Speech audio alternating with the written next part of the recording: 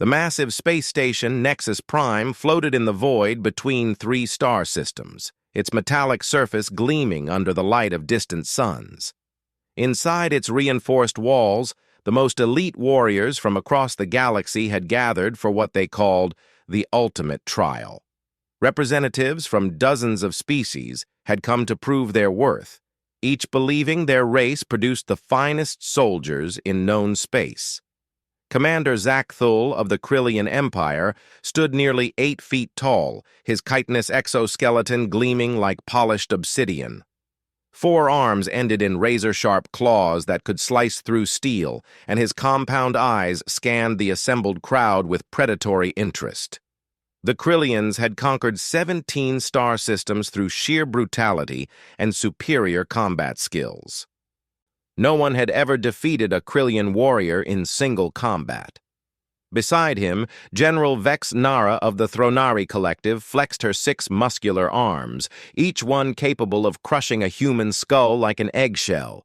Her species had evolved on a high-gravity world where only the strongest survived. The Thronari could lift 10 times their body weight and move with lightning speed despite their massive frames. Their bone density was triple that of most species, making them nearly indestructible in battle. The crystalline beings known as the Zephyrians hummed in harmonic frequencies as they prepared their energy weapons.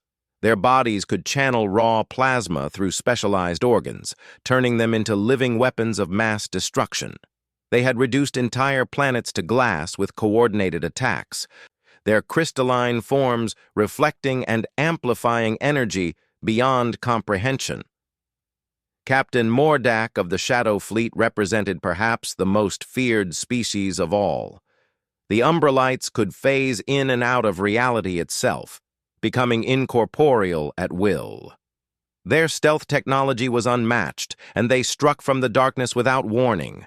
Entire armadas had vanished without a trace when the Umbralites decided to eliminate them.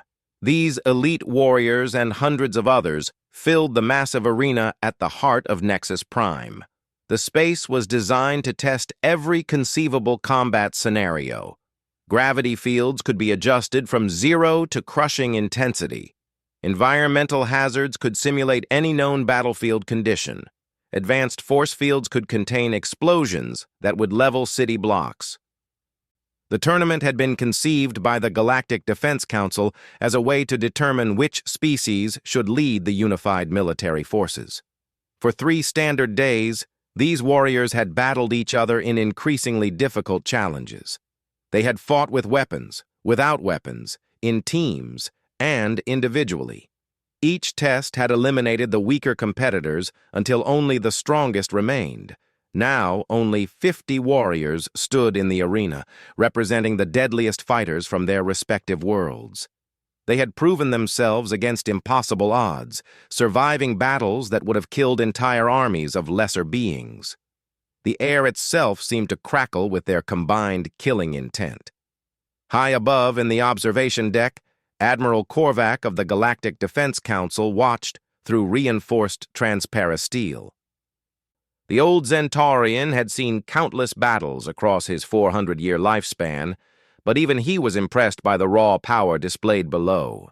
These warriors could tear through enemy formations like paper. Any one of them could single-handedly conquer a small planet. "The final trial will commence shortly," Admiral Korvac announced through the station's communication system. His voice echoed through the arena with authority earned through centuries of command.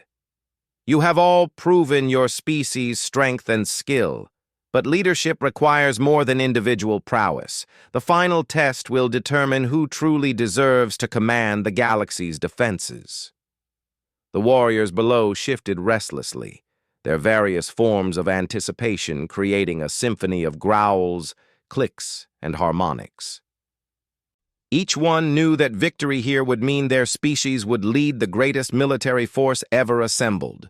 The losers would serve under alien command, a fate worse than death for most proud warrior cultures. As the final preparations were being made, a soft chime indicated an incoming transmission at the docking bay. The duty officer, a junior Zentaurian named Kellux, glanced at his console with mild irritation. The tournament was about to begin, and all non-essential personnel had been ordered to maintain communication silence. "Unidentified vessel, you are entering restricted space," Kellex broadcast on standard channels. "The Nexus Prime station is currently hosting classified military exercises. Please alter your course immediately." The response came back in a language that the universal translator took several seconds to process. When it finally rendered the message, Kellex had to read it twice to believe what he was seeing. "This is transport vessel Stars and Stripes requesting permission to dock. We have 2 personnel aboard for participation in the warrior trials. Please direct us to the nearest available bay." Kellex checked his records frantically. No species called humans appeared in any of the registered databases. The vessel itself was primitive by galactic standards, using chemical rockets and crude metal construction. It looked like something from the early space age of most civilizations. "Negative unknown vessel," Kellex responded. "The trial registration closed 3 standard days ago. Only pre-approved participants are permitted aboard this station." There was a pause before the human voice returned, and this time there seemed to be amusement in the tone. "Well, son, I reckon there's been some kind of mix-up. We've come a mighty long way for this little party, and we'd hate to turn around empty-handed. Maybe you could check with your boss." Before Kellex could respond, his supervisor's voice cut through the communication channel. Senior Lieutenant Vector had been monitoring the exchange from the command center. "Transport vessel, transmit your species identification codes and participant credentials immediately." The response was prompt and surprisingly professional. "Transmitting now. Species human. Origin, Sol System, 3rd planet. Participants, Staff Sergeant Marcus Kane and Gunnery Sergeant Sarah Mitchell, United States Marine Corps." Vector's elongated features twisted in confusion as he studied the transmitted data. The files were genuine, bearing the proper encryption codes and authorization stamps. Somehow, these humans had received official invitations to participate in the trials. More puzzling still, their physical specifications seemed almost laughably inadequate. According to the data, humans averaged just over 6 feet in height and weighed less than 200 pounds. They had no natural weapons, no energy projection capabilities, and no obvious evolutionary advantages. Their homeworld was a standard gravity environment with no extreme conditions that might have forced aggressive adaptation. By every measure, they appeared to be one of the weakest species ever to attempt the trials. "This must be some kind of administrative error," Vector muttered to himself. But the authorization codes were valid, and the tournament rules clearly stated that any species with proper credentials must be allowed to participate. "Very well, unknown vessel. You are cleared for docking at Bay 7. Your participants will be escorted directly to the arena for immediate testing." As the primitive human ship maneuvered toward the docking bay, word of the new arrivals spread quickly through the station. Warriors who had been preparing for the final trial gathered near the observation windows to catch a glimpse of these mysterious newcomers. When the airlock finally cycled open, the assembled aliens fell silent. 2 figures emerged from the cramped transport, moving with a casual confidence that seemed almost insulting given their circumstances. They wore simple military uniforms of a dull green color, with various patches and insignia that meant nothing to the galactic observers. Staff Sergeant Marcus Kane was a compact man with graying hair and weathered features that spoke of countless battles. His eyes were a cold blue that missed nothing as they surveyed his surroundings. Despite being surrounded by alien warriors who could tear him apart without effort, he walked with the easy stride of someone completely comfortable with danger. Gunnery Sergeant Sarah Mitchell was slightly shorter, with auburn hair pulled back in a regulation bun. Her movements were precise and economical, each step calculated for maximum efficiency. She carried herself like a loaded weapon, ready to explode into action at the first sign of threat. The two humans exchanged a brief glance before Kane stepped forward to address the nearest station personnel. "Afternoon, folks. I'm Staff Sergeant Kane, and this here is Gunnery Sergeant Mitchell. We understand there's some kind of competition going on, and we'd like to throw our hats in the ring." The Zentaurian escort officer stared at the humans in disbelief. These creatures looked fragile enough to break if someone spoke too loudly. Their skin appeared soft and vulnerable, completely unprotected by natural armor or protective scales. They carried no visible weapons beyond some primitive firearms that wouldn't even scratch the hide of most species present. You wish to participate in the ultimate trial?" the officer stammered. "Are you certain you understand what this entails?" Mitchell's lips curved in what might have been a smile. "Sugar. We've been fighting wars since before your species figured out fire. I think we can handle whatever you folks have cooked up." Around the docking bay, alien warriors began to laugh. The sound was a mixture of clicks, roars, and harmonics that would have been terrifying to most beings. These humans were either incredibly brave or completely insane. Either way, they would provide some entertainment before being eliminated in the first round. Commander Zakthul clicked his mandibles in what passed for amusement among his species. "Small softskins think they can fight? This will be over quickly." Kane turned his attention to the towering Krillian. Studying the creature's forearms and razor-sharp claws with professional interest. "You might be surprised, partner. Where we come from, it's not the size of the dog in the fight that matters." "It's the size of the fight in the dog," Mitchell finished, her hand resting casually near her sidearm. The escort officer decided to end this farce as quickly as possible. These humans would be eliminated within minutes, and then the real competition could continue. "Very well. Follow me to the arena. The final trial is about to begin." As they walked through the corridors of Nexus Prime, Kane and Mitchell drew stares from every alien they passed. Some looks were curious, others dismissive, but most were predatory. These warriors had spent days fighting each other, and the appearance of such obviously weak opponents was almost insulting. The arena itself was a marvel of engineering, a vast space that could be reconfigured for any type of combat scenario. Advanced holographic projectors could create realistic environments, while force field generators provided invisible barriers and obstacles. The gravity control systems could simulate the conditions of any known world. Admiral Korvac observed the new arrivals from his position in the command center. The old Zentaurian had seen many species underestimate the trials, but these humans seemed particularly unprepared. Their confidence was either the mark of hidden abilities or complete ignorance of what they faced. "Ladies, gentlemen, and varied sentient beings," the Admiral's voice boomed through the arena, "we have 2 additional participants joining our final trial. I present Staff Sergeant Kane and Gunnery Sergeant Mitchell of the human species." The announcement was met with a mixture of laughter and incredulous roars from the assembled warriors.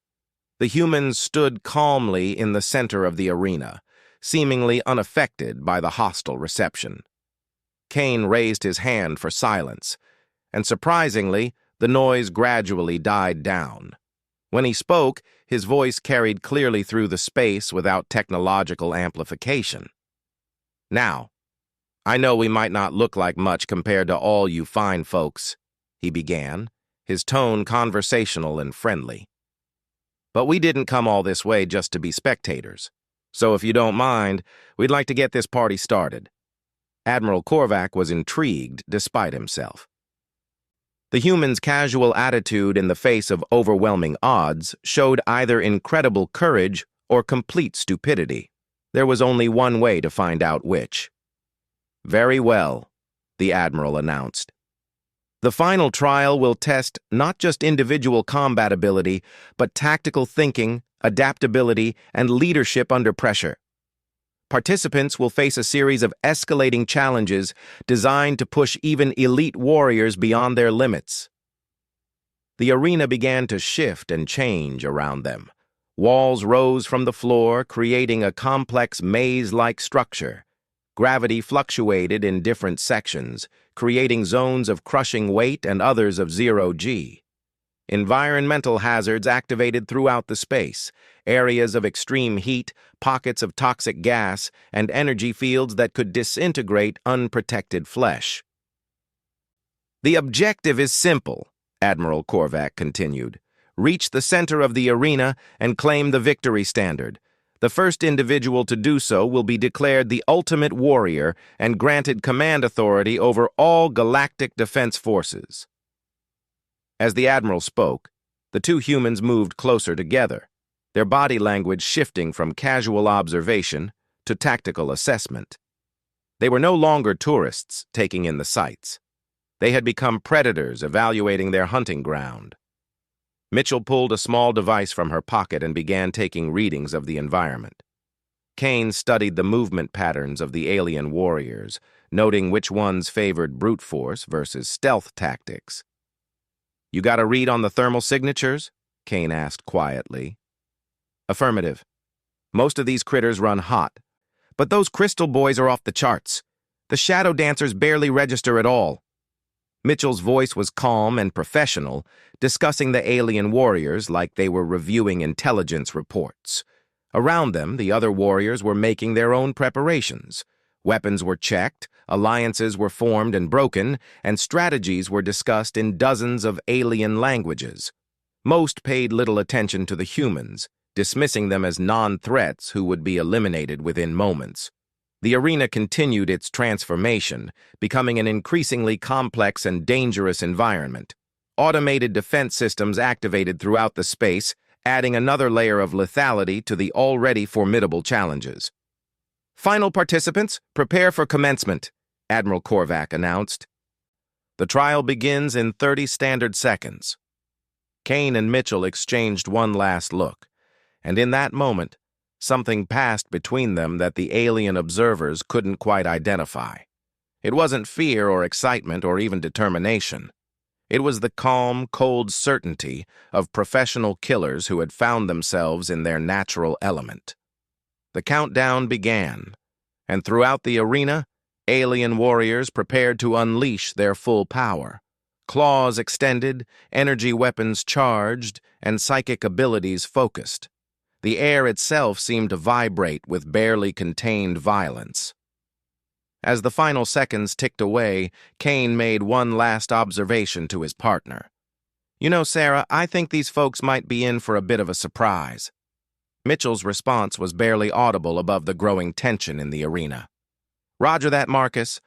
Time to show them why humans fight wars instead of duels." The signal to begin echoed through the space, and 52 of the galaxy's most deadly warriors exploded into motion. The ultimate trial had begun, and the humans had just locked the door behind them. The arena exploded into chaos as 52 warriors launched themselves toward the center objective. Commander Zach Thule scuttled forward on his 4 legs, his razor claws carving through the metallic walls like they were made of soft clay. Behind him, General Vexenara's 6 arms punched handholds into solid steel, allowing her to climb the vertical surfaces with impossible speed. The crystalline Zephyrians moved in formation, their bodies generating intense heat that melted everything in their path. Plasma beams lanced out from their core structures, turning sections of the arena into molten slag. The very air around them shimmered with lethal energy. Captain Mordak and his fellow Umbralites simply vanished, phasing into shadow space where normal matter couldn't touch them. They would emerge only when they were ready to strike, appearing behind their enemies like living nightmares. In the midst of this superhuman carnage, the two humans seemed almost comically outmatched. While alien warriors tore through solid barriers or flew over impossible obstacles, Kane and Mitchell moved with careful deliberation through the maze-like structure. "Thermal bloom, 2 o'clock," Mitchell reported quietly into her throat microphone. "Looks like the Crystal Boys are taking the direct approach." Kane nodded. consulting a small handheld device that somehow seemed to be tracking the movement of every warrior in the arena. Copy that. Shadow dancers just went dark in Sector 7. Big Bug is making good time through the lower levels. From the observation deck, Admiral Korvac watched with growing amazement as the human duo moved through the arena. While other warriors relied on brute force or exotic abilities, the humans seemed to be employing some kind of systematic strategy. They avoided direct confrontation, choosing paths that kept them away from the major battles erupting throughout the space. Curious, the Admiral muttered to his aide. They appear to be mapping the entire arena while avoiding engagement. Are they cowards, or is this some form of tactical doctrine? The answer came sooner than expected. As Commander Zach Thul carved his way through a particularly thick wall, he suddenly found himself face-to-face with Staff Sergeant Kane. The massive Krillion's compound eyes focused on the small human with predatory interest. Soft Skin finally decides to fight? Zach Thul clicked his mandibles in anticipation. This will be over quickly. Kane stood perfectly still as the 8-foot alien warrior approached, those deadly claws extending to their full length. To any observer, it looked like a mouse facing down a tiger. The human appeared calm, almost bored, as death approached on 4 chitinous legs. Zach Thul lunged forward with lightning speed, all 4 arms converging on the human's position. His claws could slice through tank armor, and he had used them to kill hundreds of enemies in personal combat. No soft-skinned creature could possibly survive what was coming. The claws met empty air. Kane had moved with impossible fluidity, his body flowing around the alien's attacks like water. But this wasn't just evasion. It was a calculated dance that positioned him exactly where he needed to be. As Zach Thul's momentum carried him forward, Kane's hand shot out with surgical precision. The human's combat knife, a simple piece of steel that looked primitive compared to the high-tech weapons carried by other species, found the one weak point in the Krillion's chitinous armor. It slipped between 2 plates near the base of the skull, penetrating just deep enough to sever the main neural pathway. Commander Zach Thul, the unstoppable warrior who had conquered 17 star systems, collapsed like a marionette with cut strings. His body twitched once, then lay still. The entire engagement had lasted less than 3 seconds. Kane wiped his blade clean and continued moving as if nothing had happened. In the observation deck, Admiral Korvac stared in stunned silence. The universal translator had to repeat the human's quiet comment twice before the Admiral understood what he had heard. 1 down, 49 to go. Meanwhile, Gunnery Sergeant Mitchell was demonstrating her own unique approach to alien warfare. As 3 Thronari warriors cornered her in a dead-end corridor, she did something that no other species in the galaxy would have considered. She smiled. "Well now, boys, looks like you caught me," she said conversationally, raising her hands in apparent surrender. The massive aliens grunted their satisfaction, moving closer to claim their easy victory. None of them noticed the small metallic sphere that rolled to a stop at their feet. The explosion wasn't particularly large by military standards, but it didn't need to be. Mitchell had chosen her position carefully, using the corridor walls to focus and amplify the blast. The 3 Thronary warriors, for all their incredible strength and dense bone structure, were suddenly dealing with a pressure wave that their bodies couldn't absorb. When the smoke cleared, Mitchell emerged from behind a protective barrier she had prepared in advance. The Thronari weren't dead. Their incredible physical resilience had saved them from that fate. But they were definitely unconscious and would remain so for several hours. "Sorry about that, fellas," she said to the unconscious forms, "but this is war, not a boxing match." Throughout the arena, similar scenes were playing out as the humans systematically eliminated their competition. They didn't fight like any other species in the galaxy. Where aliens relied on superior physical abilities or advanced technology, the humans used their minds. They had spent their brief time in the arena conducting reconnaissance, identifying weaknesses, and developing specific countermeasures for each type of opponent. Every alien warrior species had evolved specialized abilities that made them formidable, but specialization always came with trade-offs. The Krillians were incredibly fast and strong, but their compound eyes had blind spots that a knowledgeable opponent could exploit. The Thronari were nearly indestructible in direct combat, but their massive size made them vulnerable to environmental attacks. The Zephyrians could channel devastating energy, but their crystalline bodies conducted heat in predictable patterns. Even the feared Umbralites had weaknesses. They could phase into shadow space, but they had to return to normal reality to interact with the physical world. And when they did, they left brief thermal signatures that proper equipment could detect. Kane and Mitchell moved through the arena like ghosts, striking from unexpected angles and disappearing before their enemies could mount effective counterattacks. They used the environment itself as a weapon, turning the arena's own defensive systems against the other warriors. When a group of energy-based beings tried to corner Mitchell in a zero-gravity section, they found themselves suddenly dealing with a shower of metallic debris that she had magnetized and accelerated using improvised railgun principles. The being's energy forms were disrupted by the electromagnetic interference, leaving them vulnerable to more conventional attacks. Kane demonstrated similar ingenuity when facing a pack of psychic warriors who tried to assault his mind directly. Instead of attempting to resist their mental attacks, he had prepared a simple recorded message that his combat computer began broadcasting on all frequencies when his neural patterns showed signs of external influence.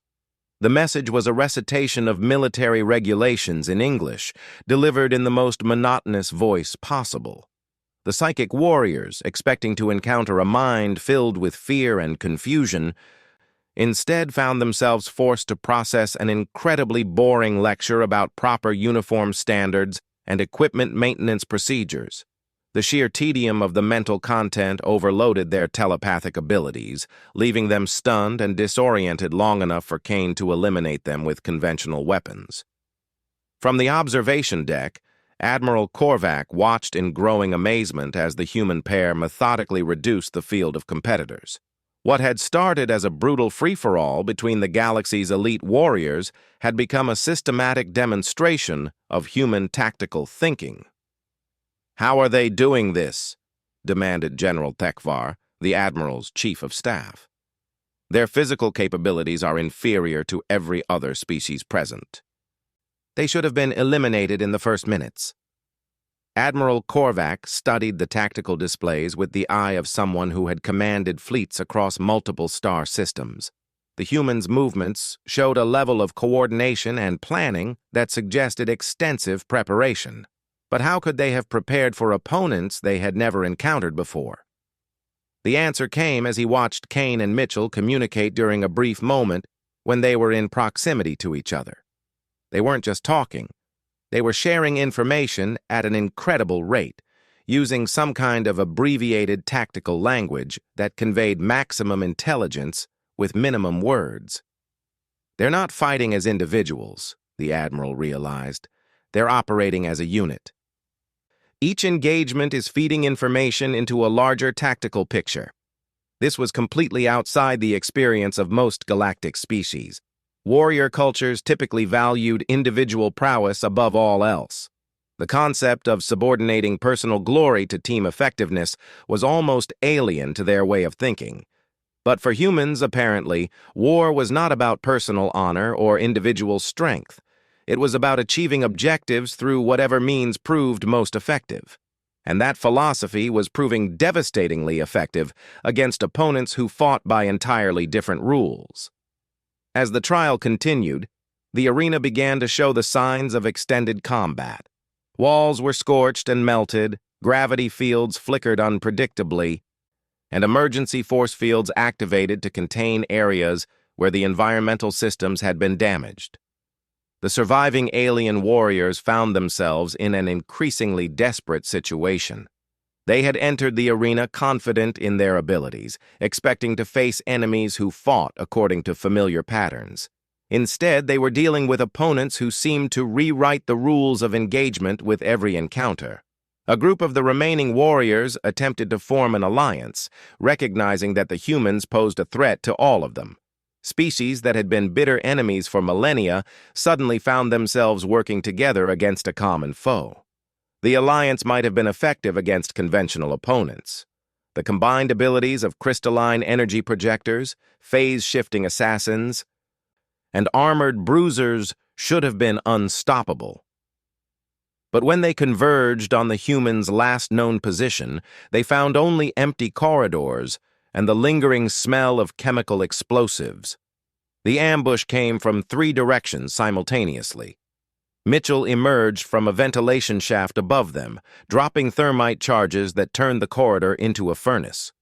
Kane struck from below, using maintenance tunnels to position shaped charges that channeled the blast energy with surgical precision.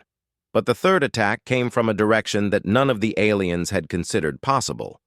The humans had somehow gained access to the arena's own defensive systems, turning the automated weapons platforms against the warriors they were supposed to protect.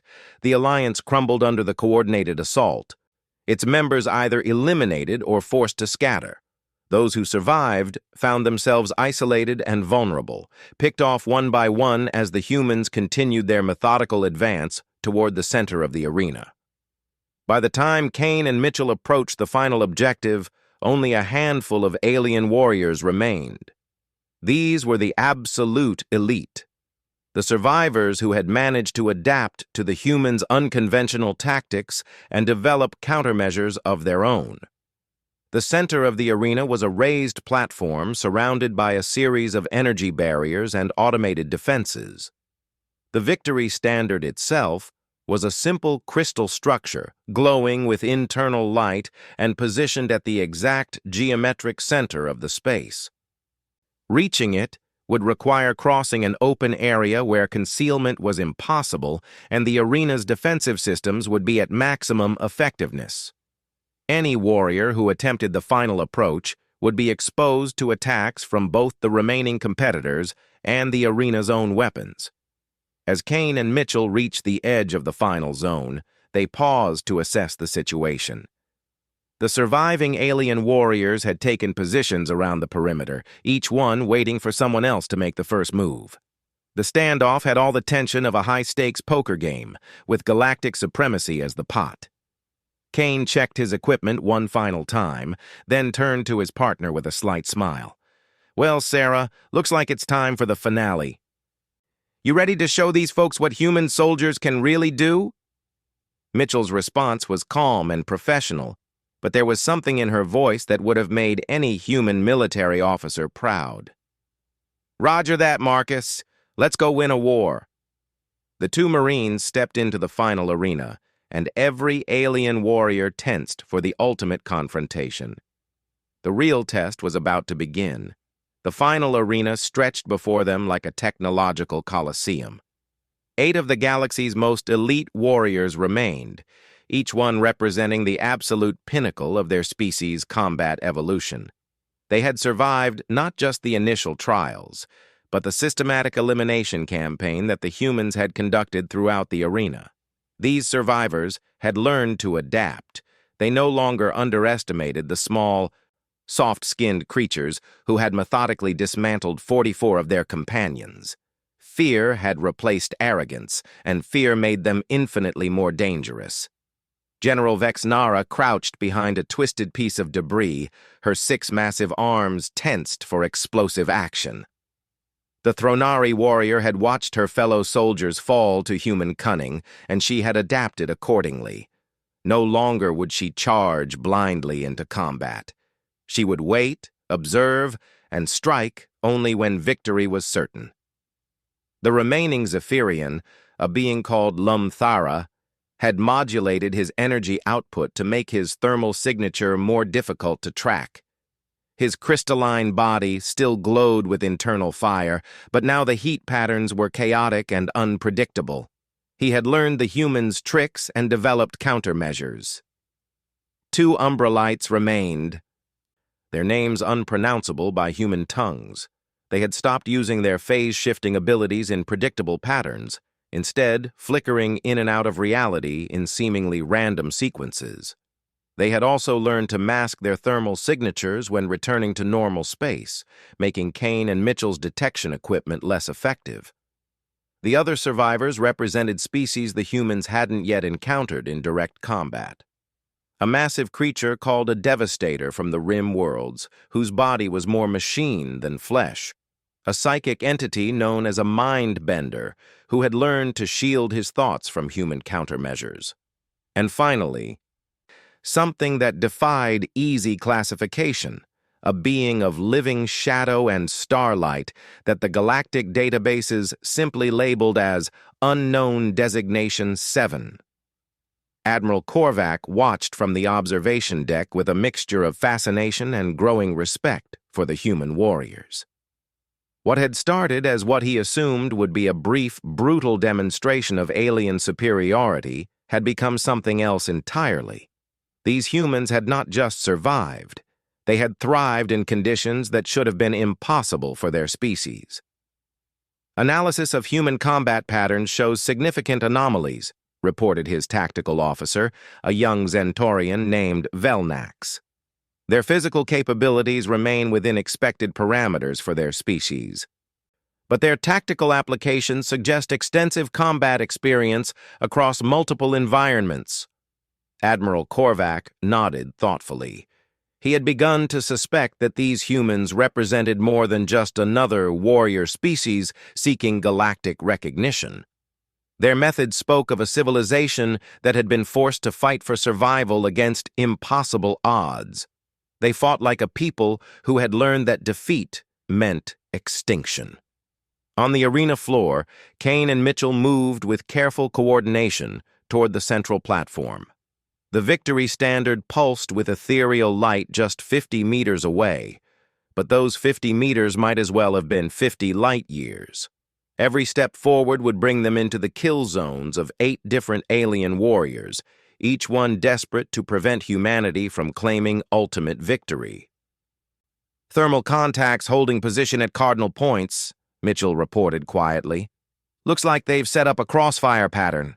Whoever makes the first move is going to get hit from multiple angles." Kane studied the tactical display on his handheld device, noting the precise positions of every remaining combatant. "Agreed. Classic standoff situation. Question is, how do we break it without walking into a meat grinder?" The answer came to him as he observed the arena's automated defense systems. The humans had already proven they could hack into and redirect these systems, turning the arena's own weapons against the alien warriors. But what if they could do more than just redirect the weapons?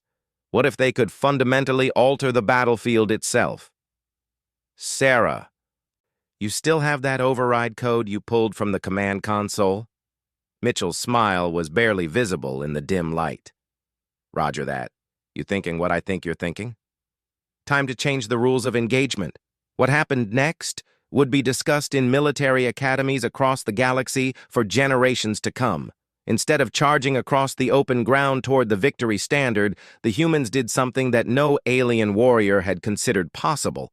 They began to deconstruct the arena itself.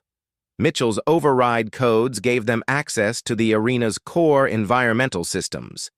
Gravity fields that had been stable throughout the trials suddenly began to fluctuate wildly.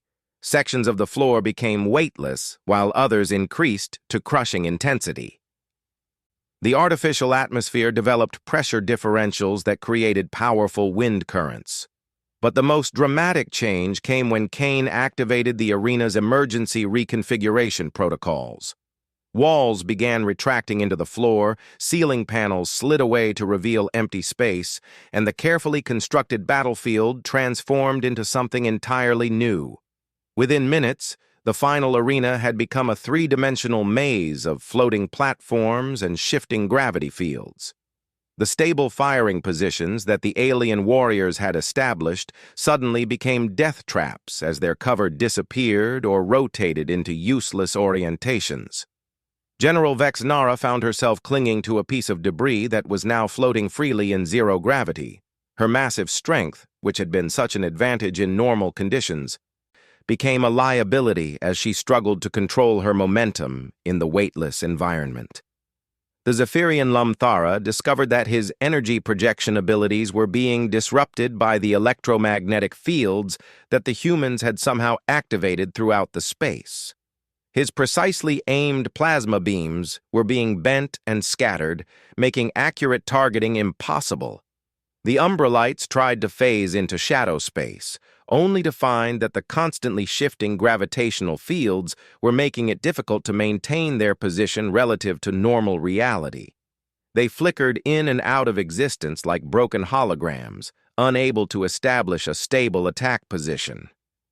In the midst of this chaos, Kane and Mitchell moved with the fluid grace of people who were completely in their element. They had trained for combat in zero gravity, high gravity, and every variation in between. The conditions that were disorienting their opponents were just another day at the office for human Marines. They also had one crucial advantage that none of the alien warriors possessed. They were working as a team. While their opponents struggled to adapt to the changing environment individually, the humans coordinated their movements with practiced efficiency. "Devastator, bearing 270, closing fast," Mitchell reported as the massive cybernetic creature attempted to navigate toward their position using built-in thrusters. Kane was already moving, using a combination of handholds and controlled momentum to position himself for an intercept course. The Devastator was built like a living tank, with armor plating that could withstand direct hits from ship-mounted weapons. But tanks had always had one critical weakness. They were designed to fight other tanks, not infantry. The human Marine landed on the Devastator's back and immediately began working with a small cutting torch that he had improvised from arena equipment. The cybernetic warrior tried to shake him off, but in zero gravity, violent movements only served to make both combatants spin helplessly. Kane's torch found the Devastator's primary power coupling, a joint between the creature's organic and mechanical components. The alien's death wasn't dramatic. His systems simply shut down, leaving him floating lifeless in the weightless environment. Meanwhile, Mitchell was dealing with the Mindbender, a psychic entity that had been trying to assault her mind with waves of telepathic energy. The human had prepared for this encounter by employing a technique that no other species had ever developed: active cognitive resistance. Instead of trying to block the alien's mental attacks, she embraced them. Her mind flooded the psychic connection with a carefully prepared stream of consciousness that included military regulations, grocery lists, song lyrics, mathematical equations, and random memories from her childhood. The sheer volume and chaos of information overloaded the Mindbender's telepathic abilities, leaving him stunned and vulnerable to physical attack. One by one, the remaining alien warriors fell to human ingenuity and adaptability. Each elimination demonstrated a different aspect of human warfare: the ability to use any environment as a weapon, to turn an opponent's strengths into weaknesses, and to maintain unit cohesion under impossible conditions. When the last alien warrior was eliminated, Kane and Mitchell found themselves alone in the transformed arena. The victory standard hung in the center of the space, still pulsing with its ethereal light. Around them, the automated systems began shutting down, returning the arena to a more stable configuration. But the two humans didn't immediately move toward their prize. Instead, they took a moment to survey the battlefield and ensure that no threats remained. This wasn't overconfidence.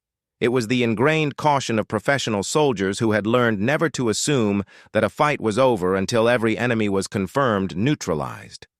From the observation deck, Admiral Korvac watched in stunned silence as the humans finally approached the victory standard.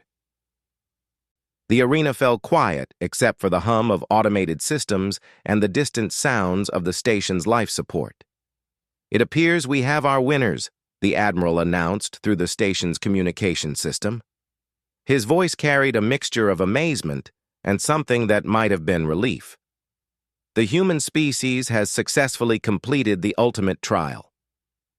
As Kane reached out to claim the victory standard, Mitchell kept watch for any final surprises. The crystal structure came free from its mounting with a soft chime, its internal light pulsing brighter as it recognized a new owner. But instead of celebrating their victory, the two humans did something that surprised every observer on the station. They immediately began checking on the alien warriors they had defeated, providing medical assistance where needed and ensuring that none of the eliminated combatants had suffered permanent injury. This behavior was completely outside the experience of most galactic species. Warriors were expected to show dominance over defeated enemies, not concern for their welfare.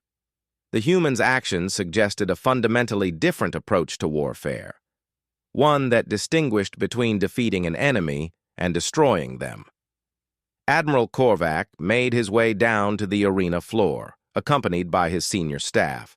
The old Zentaurian had seen many things in his 4 centuries of life, but nothing quite like what he had witnessed in the past several hours. "Staff Sergeant Kane, Gunnery Sergeant Mitchell," he said formally as he approached the humans. "On behalf of the Galactic Defense Council, I offer you congratulations on your victory. You have earned the right to command the unified galactic military forces." Kane accepted the Admiral's words with a slight nod, but his response revealed yet another aspect of human thinking that the aliens hadn't anticipated. "With respect, Admiral, we appreciate the honor, but we're not here to take command of anybody. We're here to offer our services as advisors and trainers." The Admiral's features showed confusion. "I don't understand. You have won the right to leadership. Why would you refuse such authority?" Mitchell stepped forward to explain, her tone respectful but firm. "Sir, where we come from, leadership isn't something you win in a fight. It's something you earn through service. We came here to show that humans can contribute to galactic defense, not to take it over." Kane nodded agreement. "These warriors here are the best their species have to offer. They don't need human commanders. They need human perspective. We fight differently because we've had to. Our planet has seen more wars in the last century than most species see in a millennium. We've learned things about warfare that might be useful to a galactic defense force," Mitchell continued. "Tactics, strategies, approaches to problem solving. We'd like to share that knowledge, not impose human authority over alien warriors." Admiral Korvac stared at the two humans with growing understanding. These beings weren't conquerors seeking to expand their dominion. They were soldiers offering to serve a cause greater than their own species' interests. The concept was almost unprecedented in galactic military history. "You would serve under alien command, accept orders from species you have just defeated in combat?" Kane's smile was genuine and warm. "Admiral, we've been taking orders from politicians for our entire careers. Taking them from honest soldiers would be a pleasant change." The laughter that followed was the first genuine moment of humor the arena had seen since the trials began. Even some of the defeated alien warriors, who had regained consciousness during the medical checks, joined in the amusement. As the medical teams finished their work and the arena systems completed their shutdown procedures, Admiral Korvac found himself facing a decision he had never expected to make. The ultimate trial had been designed to determine which species would lead the Galactic Defense Forces. Instead, it had revealed something far more valuable, a species that understood the difference between winning battles and winning wars. Over the following hours, as reports of the human victory spread throughout the galaxy, the reactions were as varied as the species receiving the news. Some worlds expressed outrage that such primitive beings had defeated their champions. Others showed curiosity about these newcomers who fought with such unusual methods. But among the military commanders who understood the implications of what had happened, there was a growing recognition that the galaxy had encountered something unprecedented.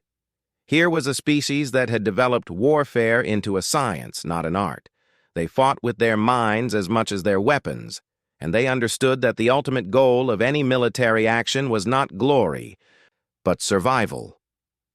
In the weeks that followed, human military advisors began arriving at bases throughout the galaxy.